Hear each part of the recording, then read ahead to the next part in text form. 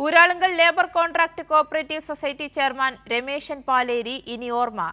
മൃതദേഹം ജന്മനാടായ വടകര നാദാപുരം റോഡിലുള്ള വീട്ടുവളപ്പിൽ സംസ്കരിച്ചു. പ്രതിപക്ഷ നേതാവ് പിണറായി വിജയൻ വീട്ടിലെത്തി അന്തിമോപചാരം അർപ്പിച്ചു. ചൊവ്വാഴ്ച രാവിലെയാണ് കോയമ്പത്തൂരിൽ വെച്ച് അർബുദത്തിന്റെ ചികിത്സയിലിരിക്കെ ULCCS ചെയർമാൻ രമേശൻ പാലേരി വിടവാങ്ങിയത്. കോഴിക്കോട് ടൗൺ ഹാളിലും വടകര ULCCS ആസ്ഥാനത്തും വടകര ടൗൺ ഹാളിലും കഴിഞ്ഞ ദിവസം മൃതദേഹം പൊതുദർശനത്തിന് വെച്ചിരുന്നു.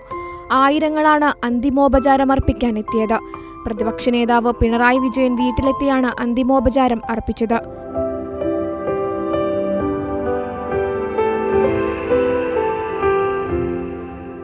മലയാളം കമ്മ്യൂണിക്കേഷൻസ് ലിമിറ്റഡിന്റെ മാനേജിംഗ് ഡയറക്ടർ ജോൺ ബ്രിട്ടാസ് MP-ക്ക് വേണ്ടി കൈരളി TVയുടെ ചീഫ് മാനേജർ ജിഗീഷ് നാരായണൻ റീത്ത് സമർപ്പിച്ചു.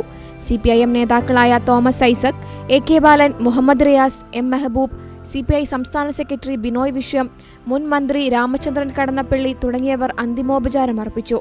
രമേശൻ പാലേരിയുടെ വിയോഗം സംസ്ഥാനത്തെ സഹകരണ പ്രസ്ഥാനത്തിനു കൂടി കനത്ത നഷ്ടമാണ്. കൈരളി ന്യൂസ്, കോഴിക്കോട്.